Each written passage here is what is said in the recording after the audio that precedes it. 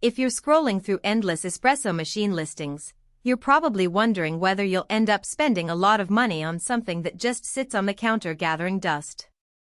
That hesitation is real, especially when you think about the learning curve, the space it will take, and the promise of barista-level coffee at home. You want to know if this machine actually fits your kitchen, your routine, and your budget before you hit buy. Link is in the description if you want to check the product details on Amazon. Let's talk about the Pavoni PSW 16 Stradavari.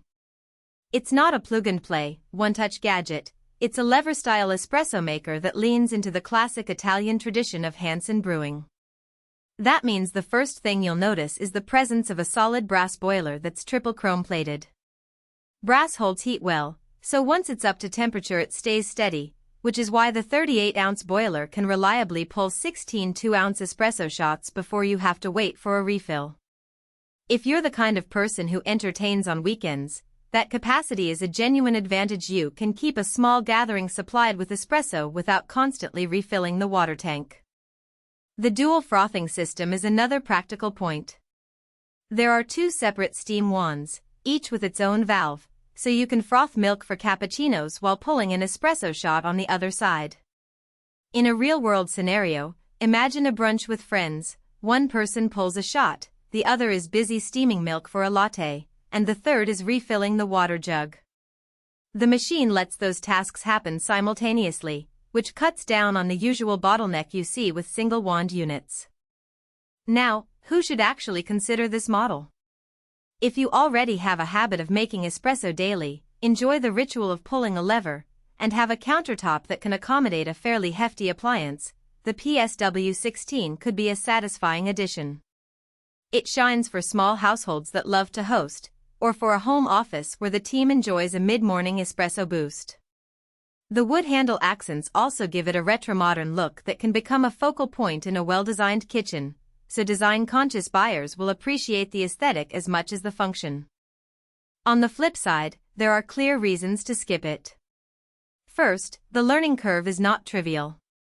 Lever machines require you to control pressure manually, which means you'll spend some time dialing in the right lever force to get a consistent extraction. If you're looking for a push-button experience where you can walk away and get a shot in a few seconds, this isn't it. Second, the size.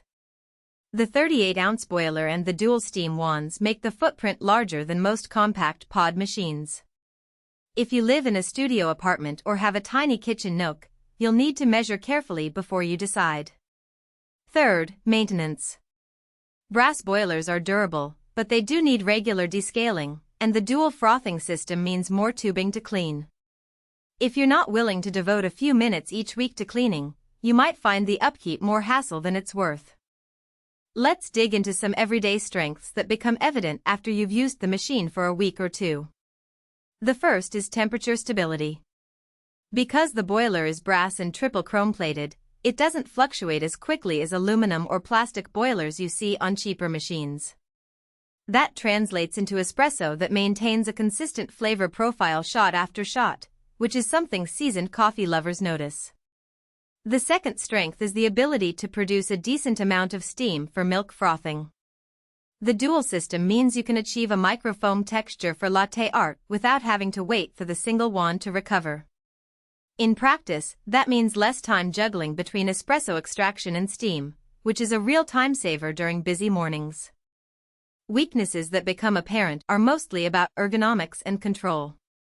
The recessed power switch is sleek, but it can be easy to miss if you're reaching over the machine in a dim kitchen. Some users have reported that the lever can feel a bit stiff at first, requiring a bit more wrist strength than expected. That isn't a deal breaker, but it does add an extra step in the routine, especially if you have arthritis or limited hand strength. Also, because the machine doesn't have an integrated grinder, you'll need a good quality burr grinder to get the most out of it. A coarse grind will produce weak shots, while an overly fine grind can choke the lever. So the overall system cost rises when you factor in a quality grinder, which is something to keep in mind when budgeting. Another practical consideration is the noise level. Lever machines are quieter than many pump-driven machines because there's no motor humming in the background.